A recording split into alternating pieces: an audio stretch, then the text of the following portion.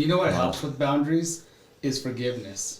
Because when you start forgiving yourself and realizing whatever you're doing or whatever you did is a toxic trait, that maybe I shouldn't be doing this. And when you can forgive yourself, you start setting boundaries in that aspect. And the moment you start forgiving yourself for things and allowing yourself to grow, then those boundaries become more clear. Like you don't even have to think about them. It's like, oh, I forgave myself for this. I don't want to put myself back into it. Mm-hmm. Transferring it onto a horse, there is a layer and a level of forgiveness that you have to have for yourself in order for your horse to connect to you. If you don't forgive and you don't allow yourself to let those things go, it transfers to the horse and you unconsciously take it out on the horse. Next time you bring the horse up, brush him and talk to them and say, hey, could you please forgive me? Boundaries and forgiveness is key. Welcome to the Herd is Calling podcast.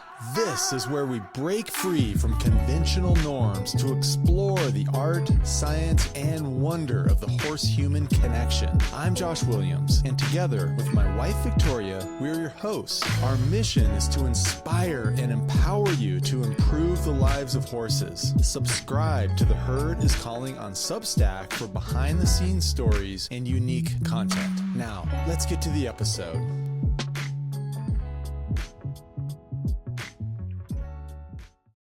Welcome to the Herd is Calling podcast. We've got a really special guest here today. We've got Ty Yazzie, all the way from Powell Butte, Oregon. Ty, let me get this right. He owns C Ranch in Powell Butte, where he raises beef cattle and Navajo Churro Sheep and Angora Goats. Yes. He's a busy guy. Yeah. Thank you for having me. I've been long in the making, so it's glad that we can finally actually do it. I raise Red Angus and Hereford cross cows, and then Navajo Churro Sheep and Angora Goats for fiber. And you have horses too. Oh yes, I also breed a few horses, and then I raise to raise and kind of put out there in the world, I guess, or I kind of keep it for myself. But I also take on behavioral issue horses and kind of work with them, and I wouldn't even want to say rehabilitate, but just kind of figure out them. And maybe it's the wrong fit of a owner or miscommunication, so I also do that on the side as well. Yeah, so we were talking earlier, and I just want to jump right into this. We were talking about horse training. Yeah. And you made the distinction for me that you don't consider what you do horse training, you don't consider yourself a horse trainer necessarily. You work with horses. Yes. Can you say more about that? Yeah. And I often correct people when they say that. Like, oh, hey, they reach out to me and they're like, I heard that you train horses. I don't really train horses. I work horses. I work with them on more of an intimate level of connectivity and communication. A lot of the horses, like I said, that I get have behavioral issues, whether it is maybe their bodies telling them something, they're out in their lower spine, they need chiropractic, or many different things. And then once you get all those components in line, then you can start getting them to start working with them to actually fundamentally use them for riding or get them set up to go to their next level. And that's where training comes in. Like, for example, I do endurance. So I ride endurance all season. My horses, on vacation for the most part for the winter. And then right about now, we get them back up and we start training them. They're in training, conditioning for that specific purpose. And so, and I think that's kind of where the training aspect for me, I don't really train them. I work with them to get them to that point where people who do specific things where, say for example, you have a reining horse and it has behavioral issues or it's not doing all these things that you want to work out.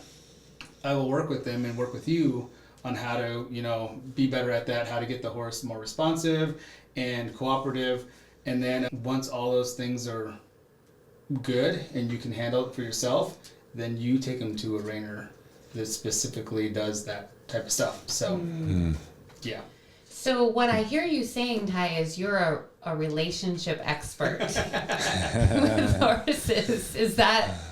For the most part, for lack of better words, yeah. Yeah. Well, I think that's so important because you have to have the foundation. You even said the word intimacy there's a level of intimacy, there's a level of knowing, there's a level of relationship that has to happen first before we can learn the skills, maybe. Exactly. There's a level of connectivity and relationship, because if you can't get your horse in the horse trailer, or you have a problem, say for example a racehorse. If a racehorse has a problem getting in the box before it gets started, and then you send it in there to start running without addressing the foundation of the issues, then you're wasting your money. And then you're, like if you send them to a trainer to start training to become a good racehorse, and you don't address the actual issue, then what do you have? Right. And so that'll blow up at any given point. Right. So if you have a relationship and you're connected to that horse in the foundational steps, then once it's ready to go up again, or to raise itself up, or I don't know how you say it, train for a specific purpose, reining, then you're more likely to utilize your money in that aspect, and you're not wasting the horse's time.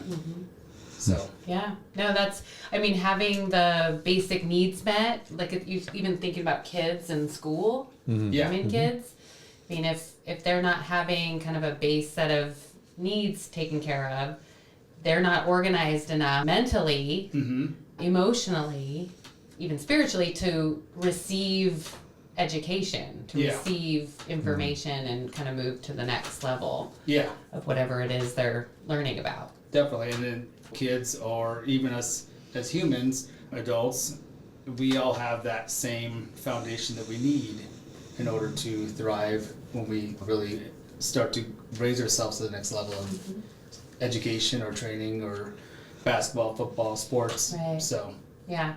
And so what you were talking about in terms of training was more like the way we think of training an athlete, or how an athlete trains for something like conditioning, training the body, starting to really work on the skill set that's going to create achievement in the specific sport or event that you're going to do. Exactly.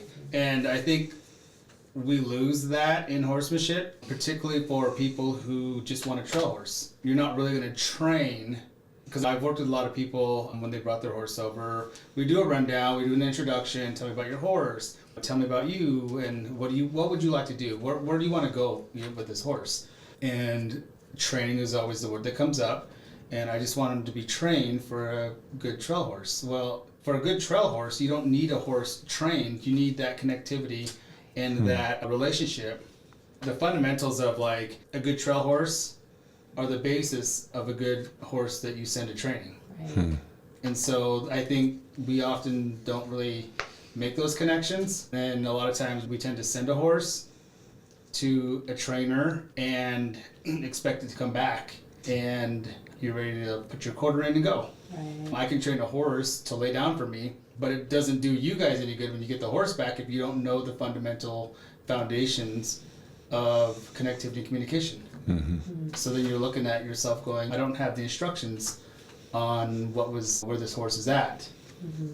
You start creating these problems again, that you go back to the beginning and you're like, well, I don't know what to do.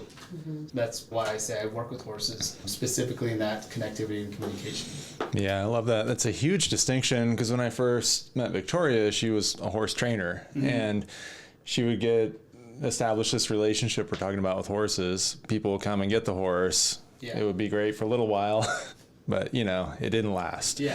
And it's because they weren't committed to the relationship part. And I'm wondering what you think, because a couple of weeks ago when we were talking about this, there's a lot of responsibility on the person, right? It's like Cesar Millan says he trains people and rehabilitates dogs. Yeah, I don't know if you ever heard that. Yeah, exactly. That's a perfect way of. That's pretty good, right? Yeah. But you had said that you refuse to even work with people and horses if they want to sell the horse later, if they're just trying to get it ready to sell, because that's like a lack of trust and bonding, I think you said. And then you had said earlier about the intention of the person and their why, beneath the why kind of thing. And I was just wondering if you could share a little bit about that, human responsibility part. Yeah. So a lot of it is the why. Like, why are you here? Why? And I've heard you talk about it a few times in some of the stuff that you guys videoed. Yeah, it's the why, and it's not even, horsemanship in general, it's life in general. Why are you going through this? Like, so then when you go through the pain or the grief or the sleepless nights and the stress of whatever it is you're doing, and you keep asking yourself why, if it's worth it, then you're going to show up every single time. Same thing with horsemanship. Why are you, what's your purpose? Why are you doing this with your horse? What are you wanting to achieve? And there have been a few people that said, oh, I'm not, how do they say it? For lack of better words, to not be so harsh, I guess. They're not getting along with the horse. And they want to sell this horse so they can get a different horse. Well, you tend to start creating issues when you start thinking that way, which is fine if that's what you want to do. And if it's a horse that's out of your element, and I have worked with people who love the horse dearly, but the horse needs more than what that person can provide. And so then we have that topic, we have that conversation. And that is different than somebody you come to me and say, hey, I don't like this horse, I'm gonna get a different horse, could you work with him so we can get him sold? You gotta find somebody else that's not me. Yeah. Because connectivity and communication and a relationship, the number one foundation is trust and all that. And if you break that trust, if we're working this horse and you connect with this horse and you have an established relationship with this horse, just to like ditch it, then that horse is no better off when it goes to the new owner. If you look at a kid and you do that to a kid and the kid gets jerked around from foster home to foster home or whatever else, emotionally, they're a mess. And so the same thing applies with horses. When you just ditch them and all of a sudden they find themselves in a different area, a different scenario, a different person, then they have to figure out how to adjust to all that. That's where a lot of survival mode comes in. I've told people that I won't do that because, I feel like I'm betraying the number one thing is trust between the owner and the horse. Now, if they said, hey, I have somebody interested and there was a purchase involved and I started working with the new owner, that's totally different because trust is still established. It's just being transferred. So transferred is a good word there. Yeah. So yeah, those are valuable distinctions. And good boundaries, and boundaries such too. an important, like tiny little piece that's humongous that I think gets left out. Like when you first told me about that, it was just like really shifting for me. Yeah, and I think that's where a lot of us, we don't have those clear boundaries, and they transform or they transfer into the writing. Where we don't have distinct boundaries of what we want or what we need, and so everything's blurred. And so then you get mad at the horse because the horse is like, oh well, yada yada yada. I can stop and eat because I'm able to. Well, there wasn't any clear boundaries of no, we're not doing that. Or say for example, you're trotting and then you want to go into a canter, and the horse does this little brrr, and and you're okay with it. If you're okay with it, and that's your horse, you do you. But if you have that horse to, say for example, it's a husband horse, and you're okay with it, but the husband's not okay with it, so there's no boundaries, clear boundaries of no, we're not doing that. And that's all displayed in working with the horse. And we all have to have those boundaries. We have to have those boundaries in our lives. And that's what I love about horsemanship, because if you apply horsemanship into your own life and how you do things, then maybe you won't have a toxic friend in your life. Because your boundaries. My boundaries are this. If I'm going to hold my horse, and this is funny because a lot of times we hold our animals to such high expectations. But yet we look at ourselves in the mirror and I guess we could do that. And I'm just as guilty, But it's a journey. It's a process. It is a process, right? yeah. But we shouldn't. Our four-leggeds shouldn't suffer because of our lack of high expectations on ourselves, but yet we expect it on them. Right. Oh, totally. What you were saying about boundaries just reminded me of something I read in Brene Brown's work. We're always quoting Brene Brown. It's a way to be more compassionate.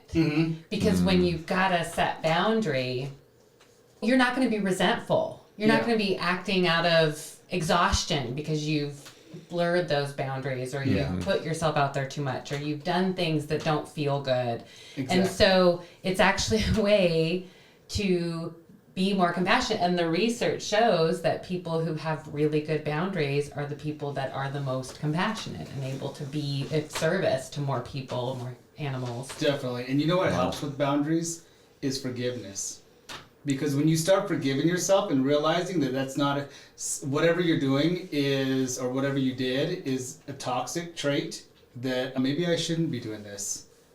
And when you can forgive yourself, you start setting boundaries in that aspect. Or you're around a toxic friend and you really long time ago should have wrote a benediction on that friend we talked about earlier. Right. And it's okay to tell a friend we can still be friends, but there's a boundary.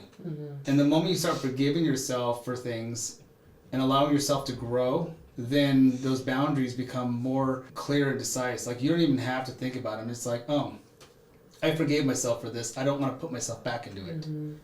And so definitely transferring it onto a horse, when you go into, say, the pen with a horse to work with them, or you get the halter and you're bringing them up to groom them so you can saddle them and go out for a trail ride, or there is a layer and a level of forgiveness that you have to have for yourself in order for your horse to connect to you.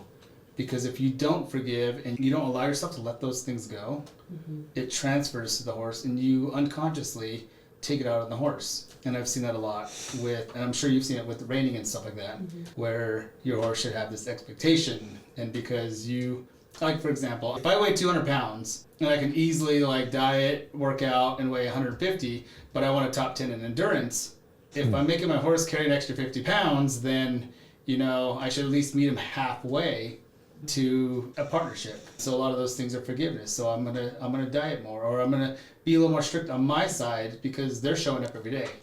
I'm getting after them because I know they have more of the potential. They had more potential when I was 150 pounds. Maybe not as much potential when I'm carrying an extra 50 to try to do the same thing. And forgiveness is in a whole layer of different areas, but yeah, definitely boundaries and forgiveness is key. Jeez. Yeah, and boundaries for yourself too. No, Exactly. I mean that's the thing. It starts with yourself. Yeah, and it just creates this lack of doubt, this lack of gray area when you're working in your life, when you're working with the horses. That is just makes everything work better. Yeah, definitely. And I feel like you're able to articulate more of what you're trying to do and allow yourself the time to do it too. And not put yourself in this 15-minute cookie cutter, well, this famous trainer that I bought the video to, no offense to everybody who's done, but don't quote it like it's a Bible. Because 15 minutes for that person isn't going to be 15 minutes for you. No. Different person, different horse, different situation. Yeah. And so you have to allow yourself to mentally take notes and grow. What did I do wrong? Or how could I have done it better? More importantly, go up to your horse every day when you go and step into their space and say, forgive me. Because that allows you to clear your mind and be in that moment and be present with your horse at that moment. Instead of like dragging all these things, whatever happened in the office, or what argument you had with your kid, or your other half, or you're hurrying home from the grocery store and somebody flipped you off, and the horse is there as a connectivity in a relationship to accept what you bring in. But at the same time, asking for forgiveness. So when you do ride, because a lot of times a lot of it's miscommunication, Right. but we tend to put our horses in these little boxes of what they should do. And when it doesn't work, sometimes we force them into it. And that's when things get ugly. Yeah. That's when things can get scary. Exactly. And so if we just allow ourselves to take a deep breath, and I know, like, I'm not sitting here saying I'm the angel of everything. Same. Like, yeah. I'm just as guilty as anybody else. Well, that's the thing. A lot of times the stuff that we start thinking about, I wrote this journal, this holistic horsemanship journal, and it's all very introspective prompts. And I often tell people about how to show up for your horse, how to be in the right mental space for when you're working with the horse. And I often tell people, I wrote the journal that I need to be doing. Exactly. Right? So, yeah, I totally get that. And that's the same thing with me. I think one of my first horses that I ever bought for myself, I fenced 40 acres. So I lived in Winnemucca, Nevada. In high school, I fenced 40 acres for this horse because I couldn't afford $2,000. I still have her. She's 24 now. Oh, wow. It was kind of a family event. Like, my whole family showed up, and my dad helped run the barbed wire, and then we started putting staples on and nailing, and then she was mine. The first horse that I worked and rode that nobody could sell out from under me. Quick story. So I'm from the Navajo reservation, and I grew up, my parents would drop us off there at my grandma's house at the ranch. In the summertime, I'd herd sheep, we worked cows. A lot of times we rounded up wild horses, and then we'd get them, put a saddle on them, get on them, and stay on them. Wow. We'd be out there in the middle of nowhere. Anyway. Not anyway. That's like a whole nother podcast probably. But yeah, you can go there. So every summer I'd get a horse, and I would start it out, and I would ride it all summer. I'd herd sheep with it. I'd do everything. Then by end of summer, when my parents would pick me up for school for the fall, my uncle would sell the horse because it was a good broke horse by the time I was done with it. And so then when I came back, and the next summer, I'd have to start all over. I'd find a horse out there and do the whole process over again. So this is my first horse that nobody could ever sell. And she taught me a lot, when I thought I knew. There's one thing different from like a wild Mustang or wild reservation pony. I know we live really close to Warm Springs, so there's a lot of Warm Springs horses. They're a lot different than the hotter blood bred horses. Like she was half Arabian, half Appaloosa. And she taught me a lot. When I was like, oh, we're gonna do this, she's like, no, we're not gonna. We're gonna do this. And I'm like, yeah. And that's where I met. My family used to say, oh, Ty, your grandpa Sam is here. He's a Canadian Indian, Sammy Spahan, and he lived right around the corner from us. I was riding Kayla down the road. I was right at the front house. She had this habit of lowering her head and not really fully bucking, but toying with my motions, and would crow hop, and then throw her head and fling it around, and just different things like that. And he happened to be outside at one time. He came up to me and he did a little bit of rigging and fixed my bit and everything. He told me I was using the wrong bit. It was a Snapple bit.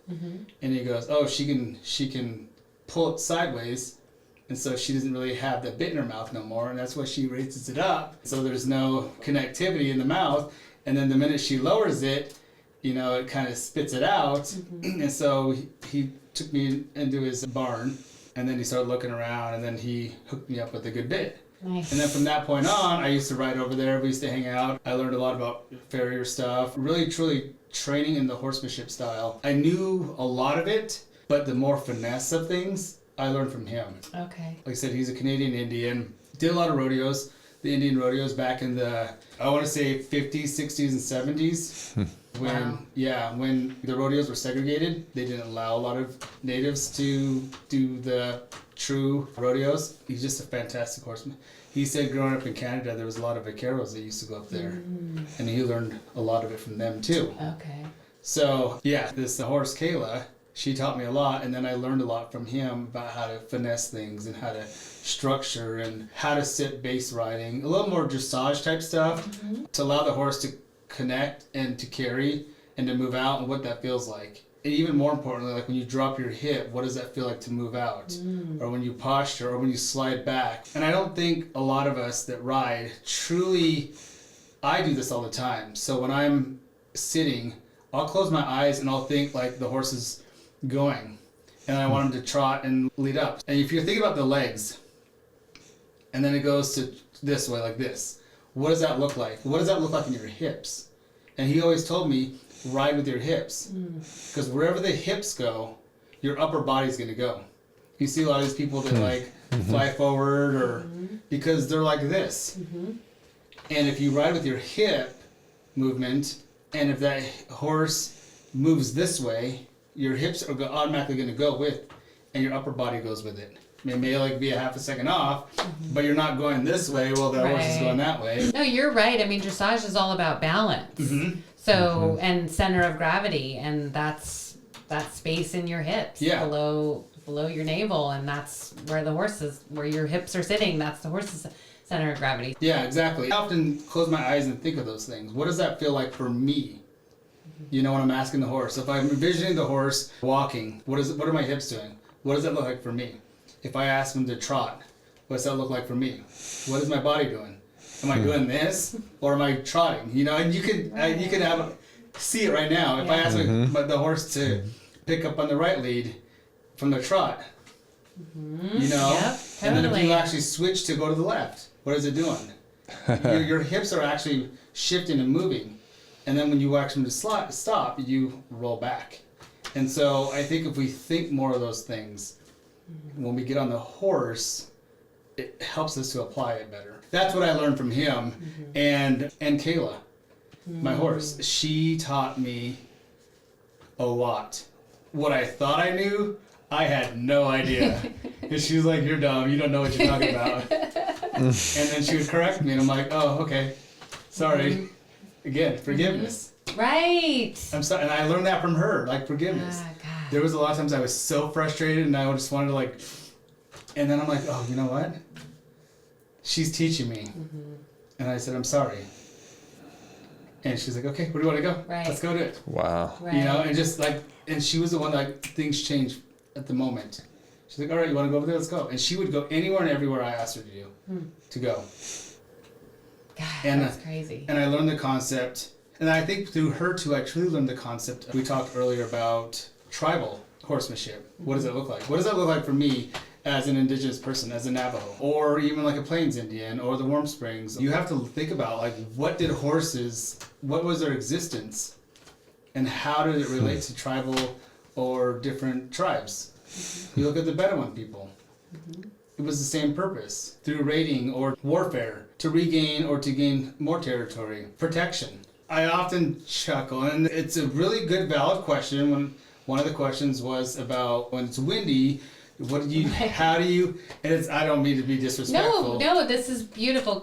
So the question was, what do you do when it's really windy? How do you get your horse to focus? And that's something we hear all the time. Yeah. And then your take on it was just brilliant. Yeah. And I get that all the time too with people I work with and with their horses. And if you think about the functionality, is that even a word? Is functionality? Yep. I often make up words, just so you know too. Me too. Me too. But when you think about the functionality of the horse, especially when in retrospect of Indigenous people, they were, like, even in Lakota, they said they used the dog until they got the horse. And so they call, in Lakota, big dog. They could go places further. They could hunt with them. They could wage war. They could get family members back from raiding and kidnapping. And so that was the main purpose. And they didn't really worry, but they were out there riding in all storms. When soldiers came, they got up and they just go, "Oh, sorry, soldier. I don't mean to disrespect you." That was a perfectly valid question, but, you know, when it's blowing, you just go with it. And so I think a lot of times we have to be the leader. You're still going to go work with them, but maybe your expectation isn't what you normally would do. You narrow it down to your expectation of what you can succeed in and just do that and call it good. So you're giving the horse a more positive experience with the wind. Exactly. If some of the things you're talking about in terms of native horsemanship and Indigenous-based horsemanship, like, a lot of these situations were life or death. Yeah. And that is how critical the partnership and the relationship was between the horse and the human. Yeah. Fast forward to where we are today, where the horses are overfed, probably underworked. Don't have a purpose. We don't know what we're doing with that horse. Yeah. We just go out and see what's going to happen. And then if any of the conditions are a little more challenging, that's just going to create just so much more friction for us to have to work through because of that lack of clarity. Yeah. And 9 times out of 10, it's in your head. It's in the horse owner's head. I've ridden horses and I've saddled up even when it was windy. And I rode, I went through cows, I did stuff, and trail ride, the horse was fine. Take the horse back, and they get it, and then I get a phone call of, it's really windy, and I went to go saddle my horse, and my horse was like looking around everywhere, and I'm like, okay, take a deep breath.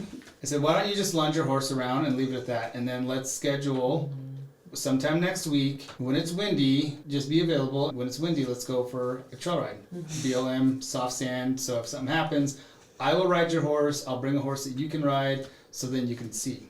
So then perspective, and it's amazing. When they see their horse performing in that situation, they're like, oh, okay, no big deal. Their perspective changes.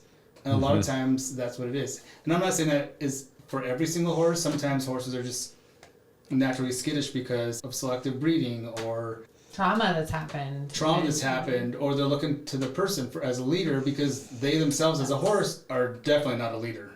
And so they're like, if my person's just leading me to not like this wind, then I sure don't like this wind either. And it's a self-fulfilling prophecy. The second you ask yourself, maybe I don't like this wind and my horse is probably going to be a little spooky today, that's exactly what's going to happen. Yeah. But like you said, taking the client out with the horse and the client being able to see the horse be okay, that's a powerful visualization that hopefully they can carry. Definitely. On. It's the same with spooking on the trail. So you have a horse that, whether its eyes are going bad or whether it's conditioned to do this because you've got a horse from a different person and they were spooked at everything, so the horse decided to spook at everything. I'm like, there's a rock. There's a log. There's a burnt something over there. There's a rabbit. It's funny because I have people like, well, I don't want my horse to spook at anything and everything. I don't want to be scared, which is valid, but I don't want my horse to react. You can't tell me to be scared of something because, we're going to be scared of something. Exactly. That's just who we are as humans. And if horses are equivalent to humans in the mindset, in my belief, the only thing horses have more than us is their ability to tap into something, whether it's spiritual or supernatural, that they can see beyond we can. Yep. But with that being said, a little side tangent we can go on later. It's not that I don't want my horse to spook, it's how my horse reacts to it. Yep. And it's 4 feet down, look at it and ask for permission, ask for guidance, period. So when your horse goes, what do we do now? Then you have to have an answer, though. You have to have the answer. You say, just don't worry about it. It's a rock. Let's go. Yep. And the more and more you do it, the more and more you go out, you're fine. It's when they flip around and take off the other way. And I always tell my horse, trust me, if there is something to run at, I will be the first one to take you around and be whipping you to let's go. Until that happens, 4 feet on the ground, please. And we'll keep going. And the more and more and more you do it, especially endurance horses, especially Arabs who sometimes are fed so much stuff that they're kind of basically cracked out of their minds. They're like this. Yeah. And the more and more you can work with them and the more and more you become a leader that you prove to them, okay, 4 feet, ask, okay, we keep going. We're good. And the more and more you keep saying, okay, we keep going, we're good. They'll start sidewinding like this. And then the more and more you keep doing it, the more focused and down the trail they go. So, anyway. No, I think I want to move on to some other things, but this is so great because I was just talking to some students the other day, the difference between desensitization, which I am not a fan, and I don't even think that's possible. I think when you desensitize a horse, you're trying to take out of them the thing that is so fun about working with them is that we get to borrow that a little bit of that sensory experience that they have, and you even talk about it as almost like a spiritual, a whole nother deeper level of seeing the world. And so we don't want to do that, and a lot of times it tends to flood the horse, it tends to shut the horse down, and then later it's probably going to just creep back up out of context and in a much more kind of wild way that is not handleable. So what I hear you saying is that having the boundaries, having the clarity, having the connectivity, the connectivity, the relationship, that is what we're talking about. Exactly. And then that's what creates the ability to move through the spooky situation or the windy day. Because then they start asking you, because they establish you as leader, so they start asking you for guidance. If you look at a herd, a wild herd out there in Timbuktu. Right down the road, actually. Down the road, exactly. You have basically 2 horses that are on guard at all times. Stallion, and for the most part, the lead mare. Yep. Everybody else is eating. And everybody else that's eating is waiting for validation from the other 2. That if the other 2 say, hey, something's coming, with a split second, everybody's on alert now. Yep. So if those 2 leaders, you replace those 2 leaders, then leadership is shifted, but the whole communication is still the same. They're still always going to ask you for guidance. And if you can establish that and connect and have a relationship of a family member like that, then they will continually keep asking you. Instead of saying, I don't have a leader, and it's every man for themselves or every horse for themselves, flip around, bolt, and take off. Bye-bye. Yeah, exactly.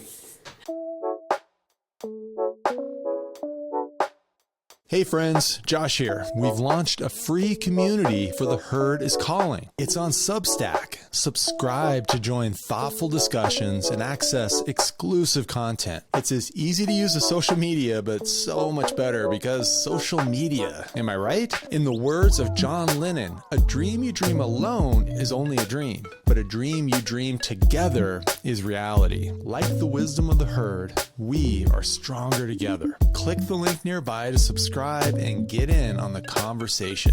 Now, back to the pod.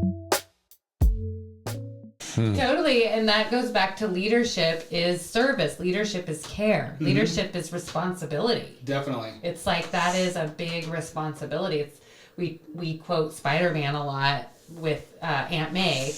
With great power comes great responsibility. If you're asking to have control of this horse, if you're asking for this horse to oblige your requests, to pack you, to take you somewhere, to be your partner, you've got to take the responsibility that goes along with that. Yeah, definitely. And I've always heard it as with great power becomes specific obligations.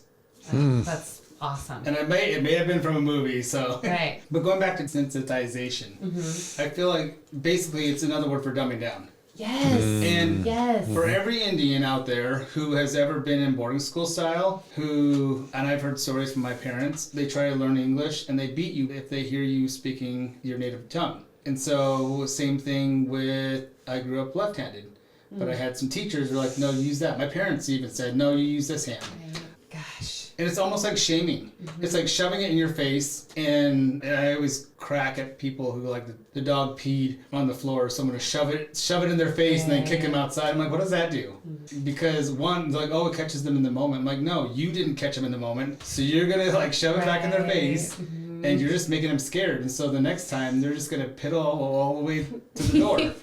It's the shaming. It's the shaming. You're basically just throwing it in their face every single time, and I guarantee you nobody, especially a kid, wants something thrown in their face every single time. Nobody wants a nag. You're doing it wrong, you're doing it wrong, you're doing it wrong, you're doing it wrong, and that's what you do when you do desensitization. Right. I'm just going to keep throwing it at them until they settle down, until they make the right decision, which sometimes, some things, it works. But for everything, you basically have dumbed down that horse to the point where it shuts down and it stops thinking.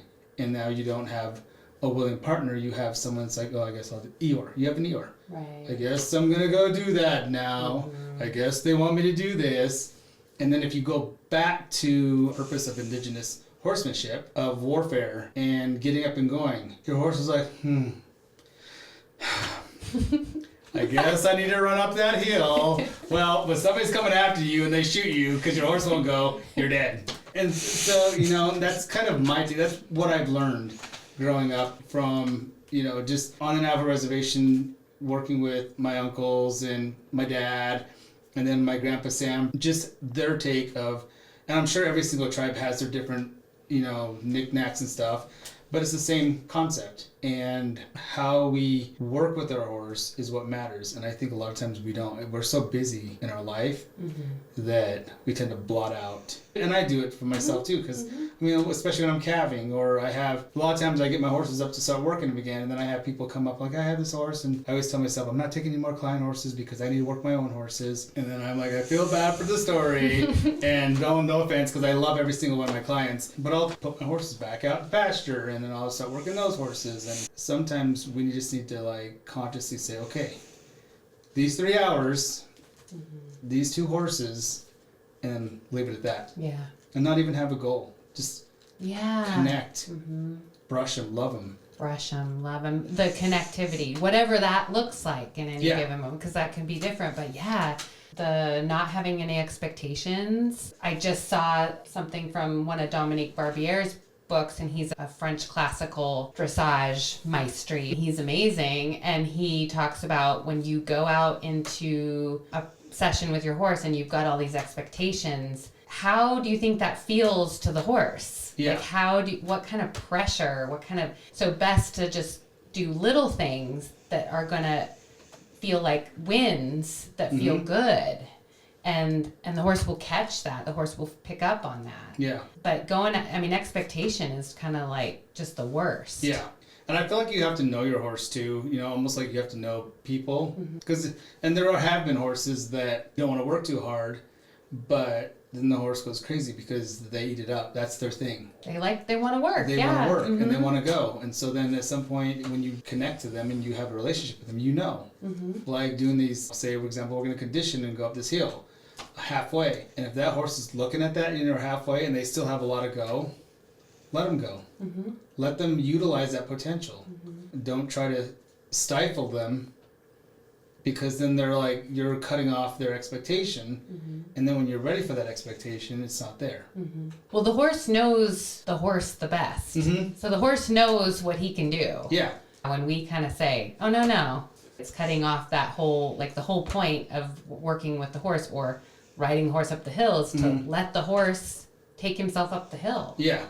I have a friend who she does reining and cow work and does really good with competition-wise. And she has a filly that she raised from her mare that she did competing on. And this horse is bred for cows. And she is bred, like, she gets on, she goes in the arena, and that horse works for her. And if she cuts it off too soon, that horse starts acting up because that horse wants to do it. That horse wants to be there. Within reason, you cater to that, you nurture that. Nurture's a good word. Yeah. And you start working with them in that aspect. You don't just cut them off and say, okay, we're done. Because I got to go. And she and this is what I love about her too. Like if she has a 2-hour time frame, she's going to do like a 45 or to an hour expectation of a training session. If the horse is sticky or needs some retuning, she has an hour to work with it. And to kind of work with it a little bit more and then keep going. A lot of times we have a 2-hour expectation and we only give ourselves an hour or an hour and a half. Right. What's going to go wrong? Everything's going to go wrong. And then you're sitting there, I got to go. And then you start rushing. Your heart rate starts beating. And then it just becomes two people or two beings hitting a wall. Two activated nervous systems that can't regulate at the most basic level. Yeah. But I used to do that. I'd have just enough time to get a horse worked between like another lesson or something. And I just would sometimes get digging into something that I didn't really have time to dig into. And that was a mess. And then it becomes a bigger mess when you bring it back up the next time. Oh, totally. Yeah. What it boiled down to is I didn't take my responsibility, my leadership to heart. I put that horse in a position where they didn't trust me anymore. Yeah. And that was always really hard. And talk about forgiveness, you have to be like, okay, sorry. Exactly. So next time you bring the horse up, brush him and talk to them and say, hey, could you please forgive me? I need forgiveness for myself because of this. And then you start clean slate. 9 times out of 10, the chances are the horse won't. It's like, okay, cool. Right. What do you want to do today? So. Yeah, you brought up forgiveness when we had our anxiety class. Oh, You brought that up. You were like, hey, you guys should be talking about this probably. And to me, it was like, that's kind of, to me, it was almost like this sticky thing that was kind of hanging out over there that I wasn't super keen to check out at first. But I just knew you were right. So I looked at it. I looked into some of the stuff, some of the research. It was fascinating. Yeah. It was really fascinating. When you are able to do a forgiveness practice, alpha waves in your brain spike. Oh, wow. Yeah. The author that I was reading, he said the scientists in the lab was like this big biofeedback lab. All the stuff we have to do to like understand forgiveness. You just do so naturally, but you just got to your horse. I'm kind of one of those bossy people, and I'm also a Scorpio, and I kind of laugh because if any Navajo out there is watching this, I'm a Totochini, and they say that Totochinis are very, very bossy and nitpicky in particular, which I kind of can be a lot. So forgiveness definitely works for me, and it helps me go further. And I've had to learn that for myself. And that's why when they were talking about what you guys were talking about on the podcast, or was it? It was a class. I was like, oh, yeah, I've been out there, and that's why I chimed in. I said, there has to be a layer or a level of forgiveness with all that too. Because if you can't forgive yourself, then you're going to drag it into your horse. I'm the same way. If I can't forgive myself for not meeting my expectations of what I thought my horse and I should do at that moment, then the horse is going to feed off of me. And then it's just going to be a bigger ping pong back and forth, back and forth, back and forth, back and forth, and then it's just going to keep raising and raising and raising until something blows. And chances are, I'm probably going to end up on the ground. So, forgiveness allows you to kind of just take a deep breath and say, okay, let's start this over. And 9 times out of 10, when you do that, the horse is like, oh, thank you, you're listening. So this really hurts when you do this. So can we just try something else? Or, you know what? And a lot of times, going back to taking on problem issue horses, a lot of times, too, it is that they are lame or that they are out and they need chiropractic work. And they were just trying to tell the rider, hey, this hurts. Hey, I got a pinched nerve. Hey, you know. And so we address those issues, too. A lot of times, too, it'll correct itself. Like the behavior's gone. If we just learn to take a deep breath and forgive ourselves and say, okay, so what are you trying to tell me? How can we work this? Because this is our goal. This is what I would like to do. This is how I'm going to do it. Where are you at in this? And so. Yeah. Beautiful. The scientists in the lab said that when people do this, and the practice was forgiving other people who had done things to you. So it was pretty intense for people because it can bring up a lot depending on the severity of the thing that was done. But that the people that were able to do this had an unexplainable string of good luck afterwards. And every time that you talked about forgiveness, it was like, I have to do this to like make the thing even possible to happen. And I thought that was really neat. And the seeing and being seen part too, it's like, by asking for forgiveness, you're acknowledging that you missed something or maybe did something wrong or whatever it is. And just by acknowledging that, it's like you're forming that connection. If I heard you right, it's like definitely. And I think we talked about this the last time I was here. And I guess what really got me into this little avenue of thinking was my sister. She passed away, but in high school, she would get up and I would hear her alarm. My alarm would go off, I'd hit snooze. My alarm would go off, I'd hit snooze. My alarm would go off, I'd hit snooze. Her alarm would go off, she'd get up, and then she'd be in the shower. So this one time I asked her, I'm like, how do you just get up? Like when your alarm goes off, how do you just get up? You know, and then she looked at me like, she's like, I don't know, I don't even think about it. And I'm like, oh. Whoa. And I've always applied that to myself now.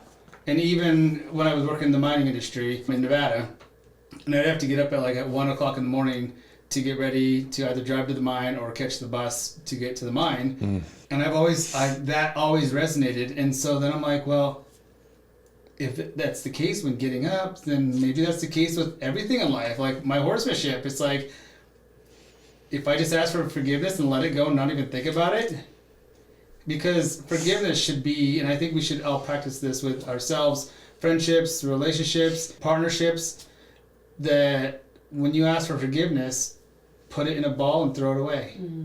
Throw it in the fire and burn it up. Because then at that point, you can't bring it up again. And so if we ask our horses to start with ground zero with us all the time, even though a lot of it's our fault, but we can't do it in people's lives, if you start practicing that, you instantly start not even thinking about it when you go back to, we talk about horsemanship, and you start living it versus a checklist that you have to try to make. So, and then on top of that, side note, not really horsemanship, but when you ask for forgiveness and you put it in a ball and throw it away and burn it, and it doesn't come back, you start to realize every time you have to burn a ball on certain people that, like, you start to question, maybe this person, this individual isn't really good for my life, so you start creating boundaries again. Or in horsemanship with horses, when there's issues that keep coming up every single time, you start realizing that every time we forgive and we throw it in the fire and burn it up, it happens again. So then you can isolate and say, okay, what's this one issue here, and how do we work with it? Is it behavioral? Is it like mental? Is it physical? Is there something wrong, that pinched nerve or whatever? Is there a trigger that you were trained this way by the other person that owned you that didn't know any better, and so they just fed into this bad behavior, and so now you think it's... So then once you start getting those, you start isolating those issues, then you can start really working on them and start kind of plugging in and out like a puzzle. So. Well, it's a way of detaching your stories or sort of narratives around things. Yeah. When you forgive, when you throw that ball of junk into the fire and it's gone, it's like you're starting from scratch. And even when you're working with the horse, I think a lot of times when I'm working with a student or for myself, you maybe have to work through something that's a little bit tricky, or you get through a little bit of a storm with a horse and then you get out to their side and then you start again. Mm-hmm. It's like you have to start with a completely clean slate. Exactly. But that requires vulnerability. Mm-hmm. And that vulnerability is the seeing and being courageous enough to stand up and say, hey, this is not working for me. This is how that makes me feel. Set the boundary, like, this isn't going to work moving forward. Let's move on. Yeah. So it's all connected. Definitely. Mm-hmm. That's a masterclass in forgiveness. Yeah, I was just reading about it again because it came up again, and I was like, okay, I got into it after you brought it up before, then I conveniently dropped it, and so I was reading it again, and they said that self-forgiveness was like jet fuel. If you're talking about forgiveness, like forgiving others is really powerful, but when you forgive yourself, that's like the supersonic version. And everything you said was relating to that. It's just powerful stuff. Definitely. And I've learned it the hard way myself because I know who I am. I know what I'm capable of. I don't like it when I get that point. And so I have steps in place to, like, for forgiveness or take a deep breath or just different things like that. I have high expectations for myself, but allow yourself to fail and reevaluate. And then it makes it so much easier. So then when I do enter the horse I'm working with or my horses, it becomes almost a sense of relationship and I guess counseling for me to let go. Because 9 times out of 10, your horse is going to take it and say, okay, it's okay, just take a deep breath. And you become part of the herd, and you learn that your heart rate up is their heart rate up. Your anxiety is their anxiety. And so when you learn all those things, you learn forgiveness and go, okay, I'm gonna let it go now. Your heart rate drops and they start to relax. And it's the same thing when you're riding them and it's a scary situation. You tend to just, same procedures, same steps of just relax, take a deep breath, and it becomes calm. That's freedom right there. We talk a lot about just the power of curiosity and how horses are naturally curious, right? They're always checking everything out. And when we approach with that curiosity, it's like we're coming at them with their own cultural level or communicating with them the way that they like to communicate. Tying curiosity to intuition, like maybe there's something you literally observe in their body that's visible. As a body worker, I know you can assess and see things, but then there's a deeper side of intuition, right? Where it's maybe not visible physically. You probably saw or felt something. I just wondered, do you have any thoughts on that? Let's talk about deep intuition. Intuition, whatever is implied by the horse, I apply it to myself in the things I do. If you study how you do things, and you ask yourself, why do I do this? And then you look at yourself as a community. And I think that's how I was raised, being Navajo, is that's what we do. Where do we fit? And it's almost in a herd aspect too, of there's leadership, there are warriors, there are mothers, there are grandmothers, and it's a huge respect in the herd or in the clan system. I'm an adult, and if my grandma were to scold me, I would take it. I wouldn't, look at her any differently. I was wrong, and she's correcting me. You have that in the herd, and I think when you have that type of environment that you grow up in, the intuition is there because it's put in the community, the expectation of the community. So you look at horses when they're running, or even birds when they're flying.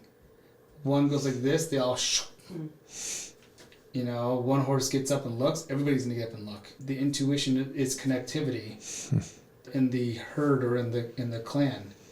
And so, like I said, we have leaders, we have, all the way down to the last person who isn't a leader and is scared to get up and talk, but their strength is being a servant, and that's where they thrive. They are just as important as the leaders. They are just as important as the warriors. They are just as important as each individual in the clan system that creates this ecosystem of survival.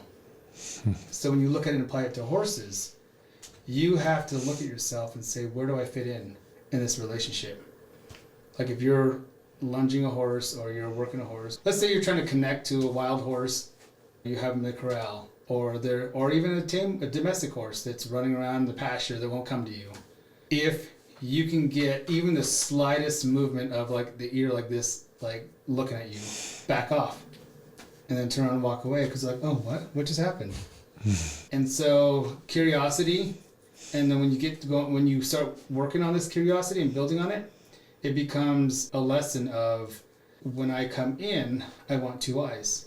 I would love 2 ears. I would really love for you to come up to me, but we'll work on that.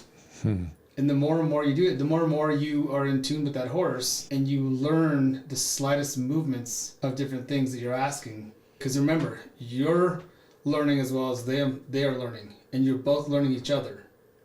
So when you're asking them to do something, they're thinking in their mind, what's he asking me to do? When the lead horse or the lead mare comes into the herd, all she has to do is kind of trot and pin her ears and shoo, because it's learned, it's environmental, they've grown up with it, they know. If a new horse comes into a herd, it has to not only figure out where they stand in the structure of the balance, but what is the language, what is the communication that's being said here, for each individual horse. And it becomes, am I answering it? It becomes that with you and your horse. And that's where intuition comes in when you start applying it to, everything is universal with each horse. Everything applies, like a horse is like this is running. And you're over here, and it's looking over here. And the moment it goes, boom, let it go. The moment that ear goes, walk away. Because even though it didn't give you its full attention, it gave you something. It gave you a little bit that you can step on, a little basis that you can now, okay, I can step up now a little bit. It may not be like, oh, both ears and eyes are looking at me now, but it gets to that. So just figure out where you're at in the cultural aspect of where you're at in your herd, in your community, in your clan. Intuition in that regard, if I'm hearing you right, is connectivity. Yeah. Back to the connectivity. Exactly. And you could even broaden that whole thing too with intuition is connectivity when you're riding the horse. Going back to dressage, when you start really feeling things, you get a knack of something and things start becoming intuitive. See, if I drop my hip this way a little bit, things will shift. And that's connectivity. And I don't think we apply that. But also we have, and here's where forgiveness comes back into play, is everything that we do and implement, we have to live. Because if we live it, then we can execute it within our horses. Because then we become the example that our horses see. And the same thing with dogs too. Yeah, you gotta model it. Exactly. Kids are the same way. Yeah. And that's how like in the tribal aspect of things, we're modeled or we're raised in a model society of what was expected. Growing up in the Indigenous world, it wasn't really the Navajo tribal thing, but Indigenous wise, like the suicide races were one big thing that was like a rite of passage, not necessarily for the Navajo, but as an Indian, as a Native American who grew up partly outside the reservation, I didn't really know a lot of natives and when I was younger, and so that was one thing. I'm like, yeah, natives are doing that and I'm a native, and so that's what I'm gonna do. So I went, every time I went back to my grandma's place, I'd get a horse and I would start practicing. I'd run down. I grew up riding horses ever since I was in diapers. There are pictures of me with my brothers, and then when I was like 4, 5, or 6, they would drop me off. I'd herd sheep all day with my brothers, and so I was on the horse. So I remember when I was younger, I was so terrified when the horse would go down the hill that I would get off and walk down the hill. But I loved horses, but that was a fear of mine. And it wasn't until, again, purpose, it wasn't until like growing up more, like being native and not being around any natives, and then reading a book about the suicide races, I'm like, yeah, that's what I'm gonna do. So I started like hyping myself up and becoming brave. Can you explain what the OMAC Stampede and the suicide race is? 'Cause Yeah. I think a lot of people don't know. And I grew up in that area, so I went to the Stampede every year. I saw the suicide race every year. It was very important to go to that. It was basically like a rite of passage, and they race. So they race.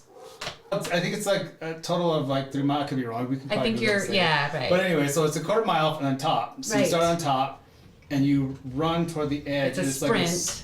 And it's a straight, steep slide all the way down. And it's straight down and then into the river. Into the river. Mm-hmm. And then you have to cross the river. Swim usually. Yeah, and then you get to the other side, and then you race back to the fairgrounds of the rodeo stands. It's a really steep hill. Yeah, and and these people, like, they run down. Like, you are they go like flying off. And I used to watch it all the time, like, I'm going to do that. And then I grew up, and I'm like, I'm not going to do that no more. I could totally do it. I still would love to do it, but I'm like, no. I appreciate my bat. Yeah, exactly. I've made it this far, knock on wood, with no broken legs or arms or anything. But say more about the importance in terms of rite of passage, because it can be a little controversial, especially people who haven't grown up around it or don't understand sort of the native lens. Would you just explain the importance of rite of passage and what that means culturally? Each individual culture, you have the Aboriginals from Australia, they have their own, like the walkabout and stuff like that. Right. Mm-hmm. So they have their own, coming of age rite of passage. And a lot of it is to prove your bravery. Mm-hmm. It's not necessarily meaning you're going to go to war with somebody, but you're going to do this instead of like going to war with somebody else, or you're going to become, you're going from adolescent boyhood into manhood to prove who you are as a warrior. And that's a lot of what it is. It's more cultural more than anything. Yes, it is very controversial. In some circles. I mean, yeah I think that's a whole nother conversation and rabbit hole I don't even think is worth going down. Yeah. But that goes back to the functionality of the horse, exactly. Especially in culture. Yeah. Because in certain simulations, not only in the rite of passage, but in livelihood, way back when, through indigenous cultures throughout the U.S., or even North America, I guess, you would have to do these things. Exactly. If soldiers were chasing you, you'd have to go. If you were being raided, or opposing tribe was trying to take women or horses. And horses went back and forth in the Plains Indians. So a lot of those things, even though this was a rite of passage, back then it was a purpose and a fundamental purpose of surviving. Back to little Ty, Oh, yes. you started to get... So I said, I'm going to do this. You're going to do it. And I hyped up. It's funny because this is where I learned about becoming a leader. Going back to the wind blowing and what should I do. My horse, because I've been riding this horse, knew that I was scared to go downhill. So I would get off and we'd walk. So I'm like, I'm going to do this. And so I'd start running and the horse would, canter. And then we get to the edge, and it would stop, and it would start walking down. And so I was like, So then we would canter, and then I would hop off, and then I would run down the hill with my horse following. And a few times the horse was like, when you try to drag it somewhere. Right. And then after like 2 or 3 times, the horse started realizing, oh, is this what we're doing? So then it started like, as I hopped off and I'd run down the hill, the horse would actually run or trot down the hill with me. And so then we started building from there. That's the concept I got from, I have to be the leader. Mm-hmm. And what I do, my horse is imprinted or implying that the horse is saying no, because every single time we got to this point, you got off and walked, so therefore I'm going to walk. Mm-hmm. It doesn't know any better until you start to say, okay, so I'm growing up a little bit and I want to do a little bit, I want to trot down here, I want to canter down.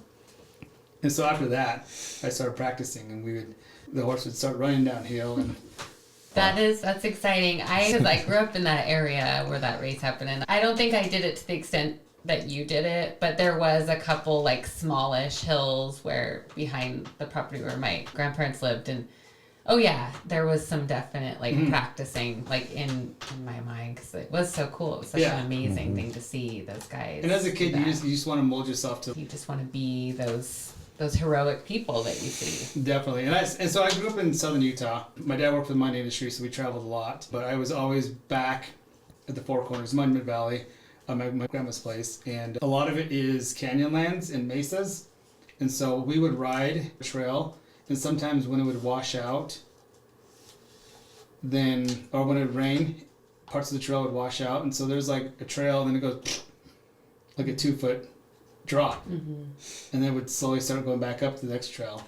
I would, especially when I was in high school, I had Kayla. Kayla and I would go, and we would jump down 2 feet to the next drop, and we'd continue on. Wow.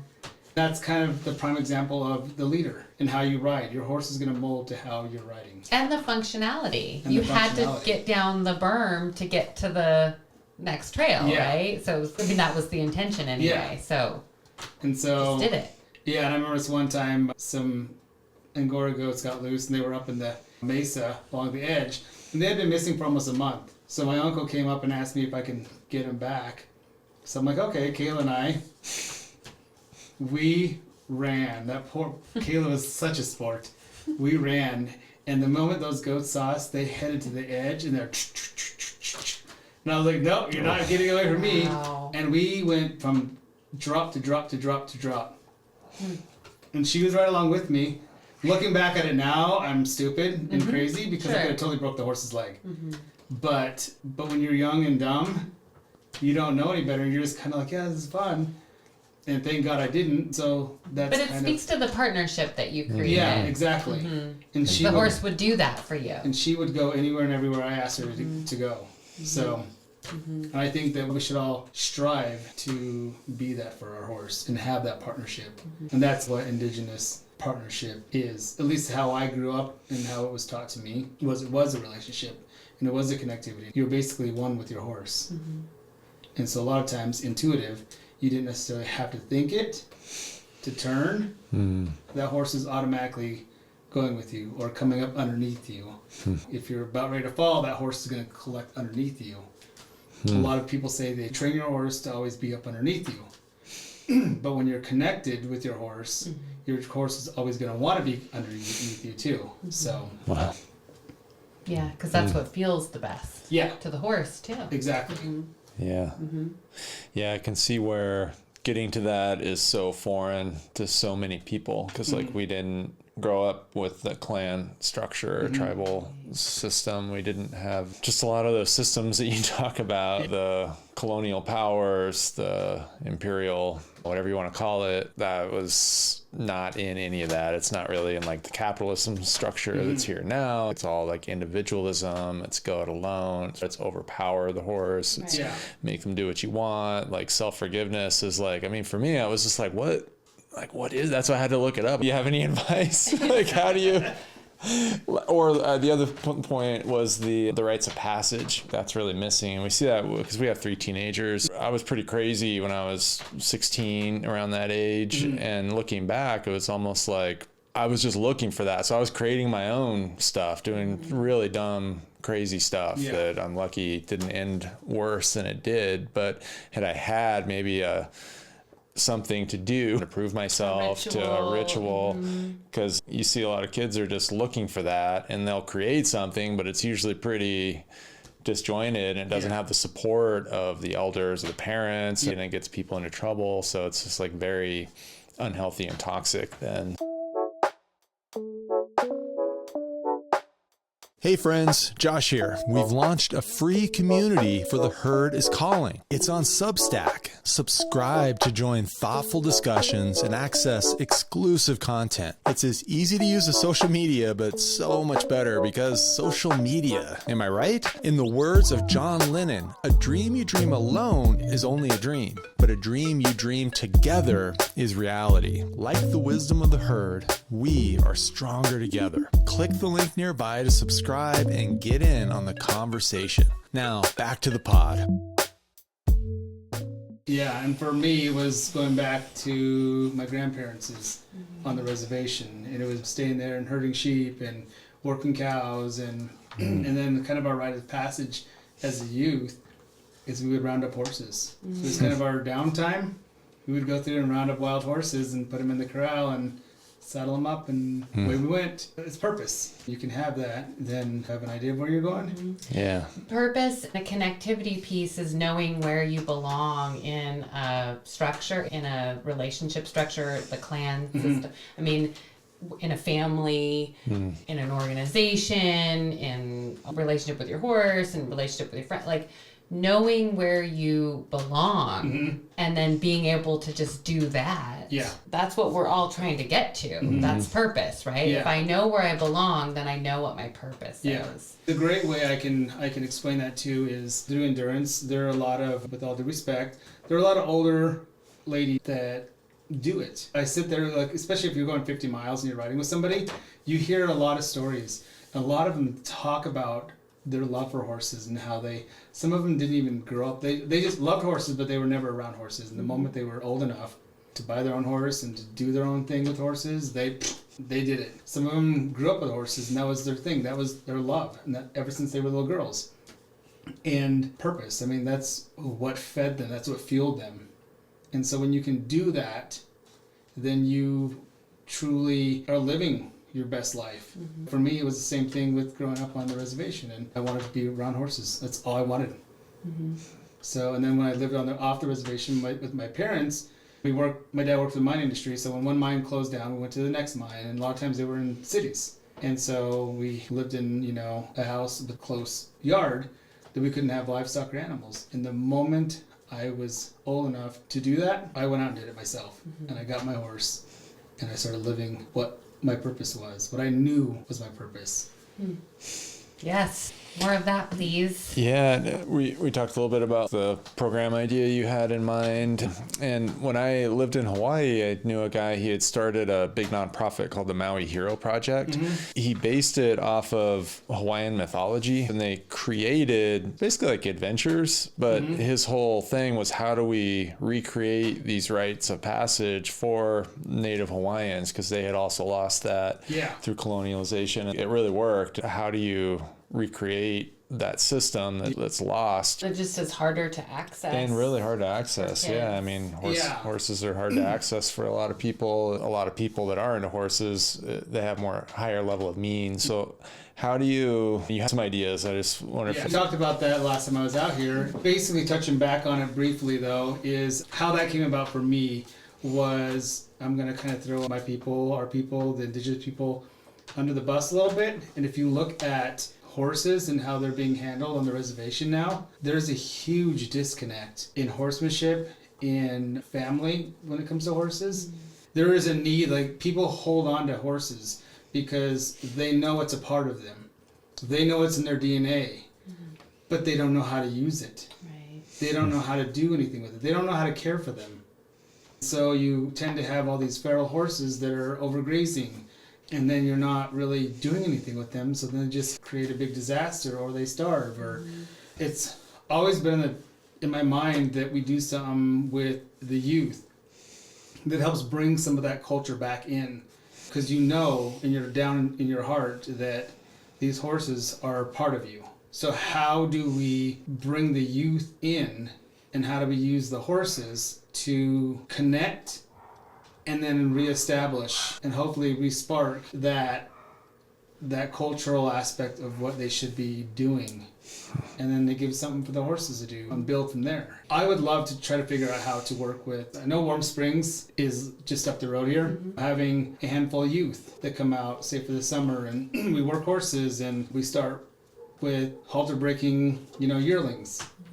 And then building from there. And then people who know a little bit more will start training horses. Kind of creating a program that, one, not only steals work ethic, but also bring that horse back into their culture and what that means. Because it wasn't too long ago that horses were my people's everything. You look at Chief Joseph and what he did trying to escape to Canada with women and children and old people. Yeah. That wasn't even that long ago. No. That happened, and so we have lost a lot of it, unfortunately, to, for lack of better words, culturalization. That's even a word. I made that word up too. I know what you mean, so. Or colonization. Colonization, yes. So a lot of these things have died because survival takes in, and then you just kind of, how do I survive? And things that were meant to nourish our souls were cut from us. Buffalo, the horses. With the Navajo, it's the Navajo Churro Sheep, the first sheep in America, by way of the Spaniards. I should say the first domesticated sheep in America by way of the Spaniards. And that was what we had. We acquired them through raiding and stuff. So is that like back 16 or even 1400s? How far back does that go? 14, 15, 1600s. Okay. Wow. Yeah. Yeah. All the way up into the 1800s. Mm-hmm. So the horse, the buffalo, the sheep, the salmon, they were all part of us and who we are, that make us who we are. That adds into the community that we are a part of. We're all severed. They had to try to make us into these little boxes, which is why I always say too, I have a hard time with cookie cutter box training, because not one person, not one horse is the same. And you can't just cookie cutter stamp things. But trying to figure out how to do this with the youth, to bring back and to create even a positive influence in their lives, that accomplishment feeling that they can take, and then they can go say, I want to go to college, I want to do this. And horses, especially taking care of them and working with them, have a lot of those check marks of, I'm going to go to college, I'm going to be responsible. What does all that look like? I'm going to pay my bills. I'm going to get up. Like in the Navajo culture, when I say these are my sheep, but these are my livestock, these are my cows, my grandma used to always tell me, they don't belong to you until you freeze for them in the wintertime, until you sweat for them in the summertime, until you are thirsty so they can drink. You feed them before you eat yourself. You don't sit down and eat at the dinner table if they're not fed yet. And it's that same philosophy as my sister. I don't know, I just don't think about it. I just get up and go. When you're working with horses and you can bring the youth into it, it creates that same check pattern, I guess, of accomplishments. Or you look at a task and say, okay, you do these things. And you start executing it. And I think we can build a stronger society in general and help bring horses back to Indigenous people in a way that they would be utilized too. It's a holistic way of looking at it. The horses need something. No, that's just beautiful. It seems like there's this huge need in both populations, you know, the native and the Mustangs. Like, it's almost like this post-colonial wars, it's just this wasteland now, and everybody's lost. All the marrow was destroyed, but they're still there though. Yeah, they're still there. So how do you get up and start picking up the pieces and connecting them and putting them back together the best way you can? That's why we're talking about, I would love to do that, figure out how to do a program like that, and then incorporate, whether we do it here where you're closer to the reservation, or we work with the Warm Springs and then we create a program and we van them to my place in Powell Butte, or just something like that. You go to your place, you're surrounded by horses, you have churro sheep at your place, right? And you're breeding, and so we go into your house, you have a loom in a room, you have Navajo rugs that your mom made. And we work cows, beautiful. So if we need to work cows, they can come, they learn animal husbandry and how to tend things and what does it take. And when we work cows, what are we giving them? What vaccines are we giving them? Giving birth and just different things like that. We can create an environment that they can either pick up and go, work at a different ranch, or apply it to, maybe somebody wants to be a vet. They just don't know how to get there. Yeah, those first steps are so important for big dreams. Yeah. We got some more talking to do. Definitely. Maybe just to round that one out, we're interested too in those kind of programs. But just as white people, not wanting to, the white savior is a thing where you come in like, oh, I want to help, I want to do this, I want to do that, but that's not really appropriate. Maybe for anybody watching too, like that wanted to help. Do you have any insight? How do you bridge action? How do you make it happen? And what can people do to help? I'm probably in the same boat as you too, because people will look at me like, you're an outsider, you're not from this tribe, you should probably go back to your tribe. And so it's that same mentality of, like you were saying, white savior. Yeah, I've heard that in like activism circles. Yeah, I just think that you can't listen to that. Because if something's a passion, that's noise.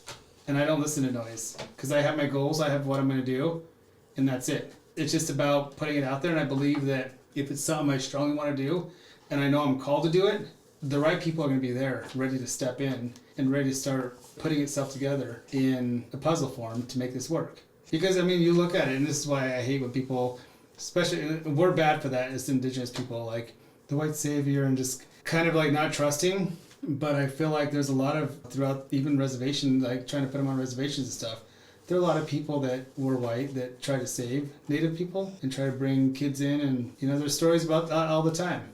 Like the Trail of Tears and stuff. There were white people that grabbed kids to try to save them and keep them from dying. I wish people would just look at it as a humanity thing. Acknowledge that there is culture there. Respect that the culture is there. But in the greater aspect, trying to preserve humanity and those kids is culture. Where if it's something like if you were to come in and say, oh, we're going to do a ceremony, and bring ceremonies back to the people, I'm like, then that might be a little like, but, but trying to do something for humanity itself and adolescence. Maybe we do something too where we bring some white kids and they're all there, and so they learn to coexist with each other and work with each other. And the sky's the limit in these things, and there are a lot of different check boxes that people are going to be unnerved about, but great things happen when you start doing it.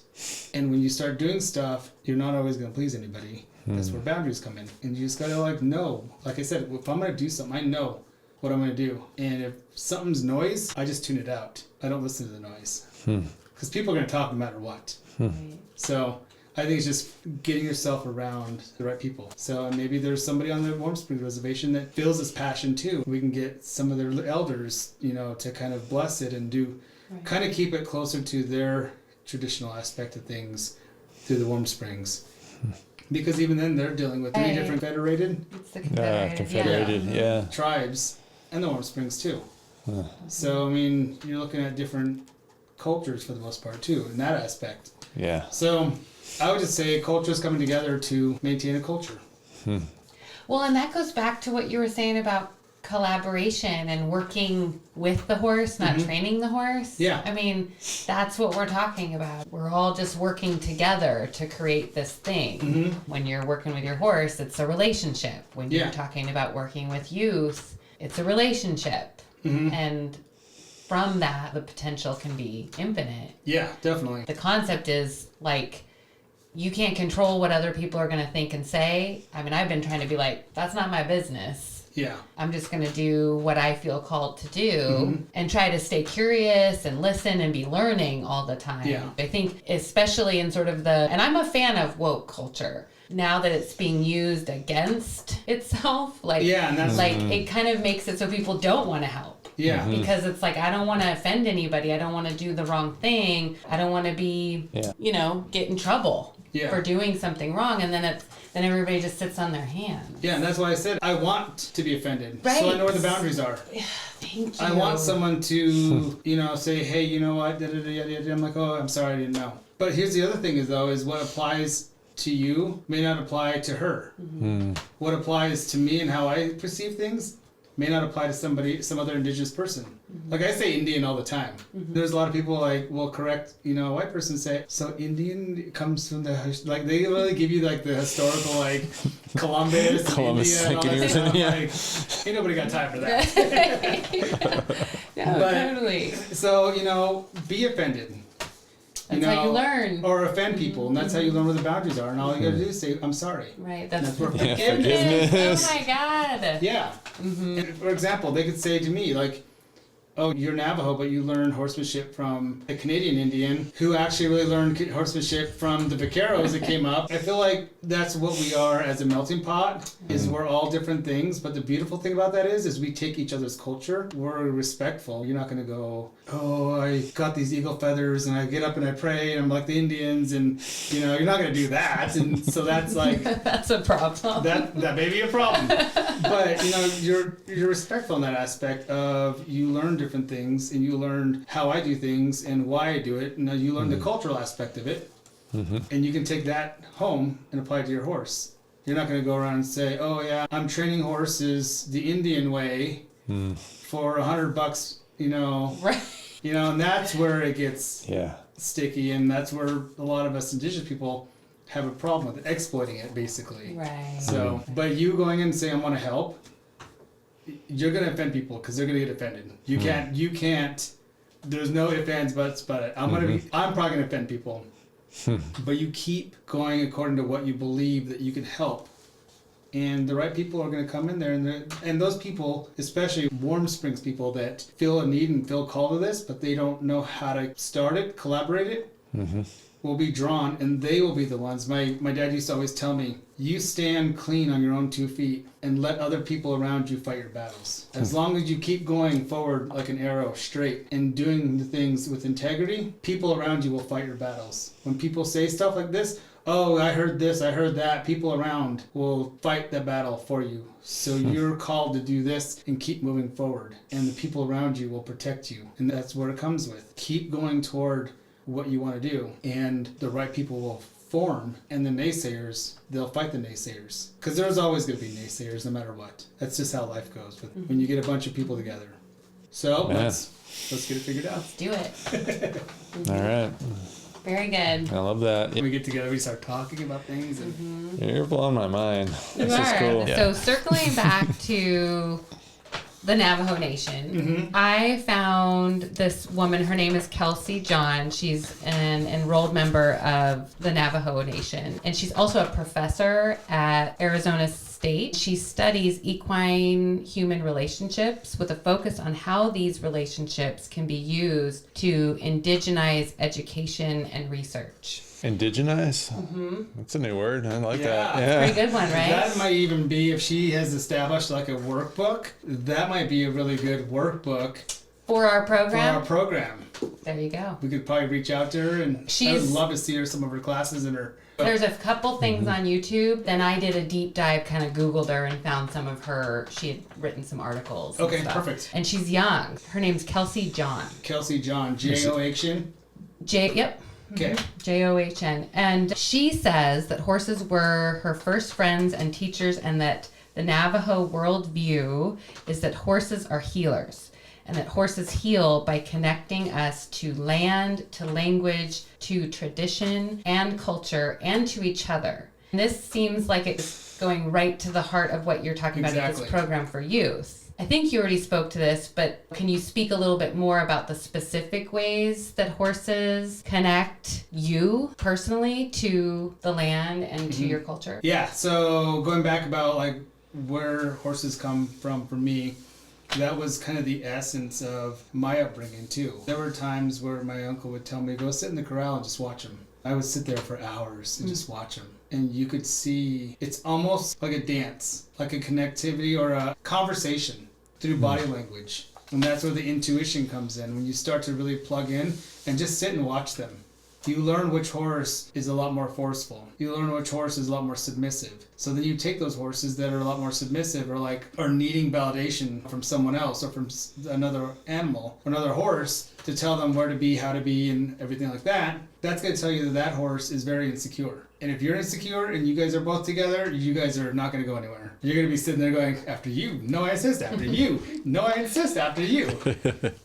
And so you have to approach it, you have to have it in yourself to be that one's leader and to step forward on that. Just really quick, I want you to say more about that, but I have this quote from Kelsey John. She called her work with her Navajo Mustang a dance of intuition, relation, intention, and respect without force. Exactly.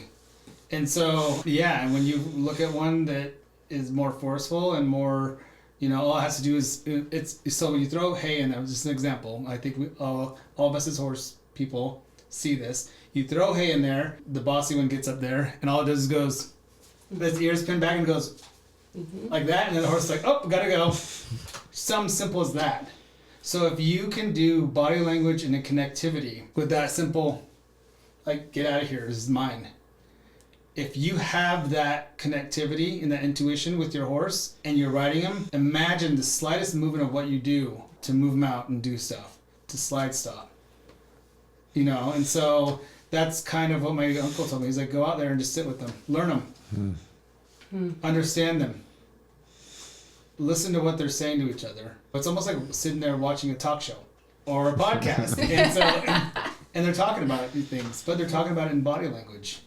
And so when you start to really, truly understand, listen, it's like a dance, and you start to understand them. And the more you do that, you start to know, like conversation, when to pick up and chime in, or when to listen, or how to take it this way or how to take it that way, or so that's always been what horsemanship has been for me growing up too. So I'm That's amazing. really interested Yeah. in hearing what she has to say. We'll work on that, because I agree that'd be a great starting point. How can people find you? And you're pretty active yeah. on social media and stuff, or I don't know if you guys have a website. So I have my Facebook. It's Ty Yazzie, YAZZIE Okay. on Facebook, and then I have Instagram. It's, I believe, ty.y81. Okay. I'll link those in the show Okay, notes. perfect. Yeah. And if those of you Yeah. listening, go follow Ty, because he posts really beautiful things, always inspirational, a lot of times really funny, spiritual, just beautiful imagery from the ranch.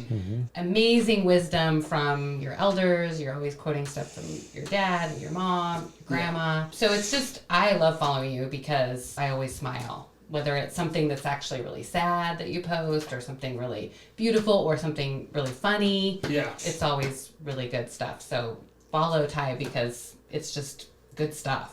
Well, thank you. Yeah. So to round us out, The It's about top three three qualities that you think horses can teach humanity. the top 3 things you think horses can teach us humans. Number one thing is we don't know everything. Wow. Dang it.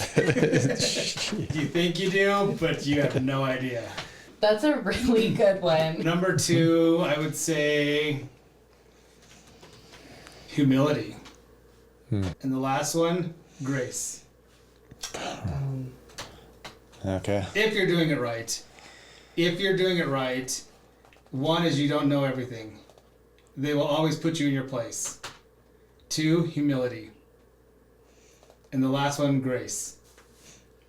And when you do all 3 of those things, you can enter into your horse's presence. And you'll be open, ready to receive. I feel like a lot of times we walk into our horse's presence with these expectations. Never allowing ourselves to receive what they have to say about us. So when you understand that you're not God's gift to anything, when you have humility, you'll realize that. And when you know that you're not God's gift to everything, especially a horse, then you understand and you ask for grace so that you can receive whatever the horse is asking, whatever the horse has to tell you. Because 9 times out of 10, especially going back to what Indigenous horsemanship means, those horses were the ones that saw the soldiers and heard the soldiers way before we heard them. So if you're not in tune and they were telling you, hey, their ears are saying over there, and you don't look to see what they're looking at because you know everything, you've already lost.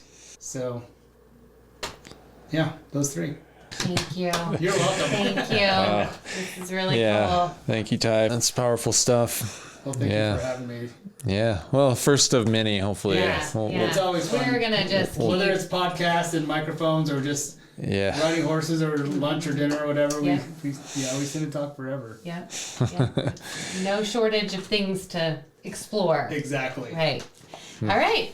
I think that's it. Yeah. Yeah. I think that's it. Okay. Thank you, Ty. Really appreciate You're you. welcome. Okay. Yeah. All right.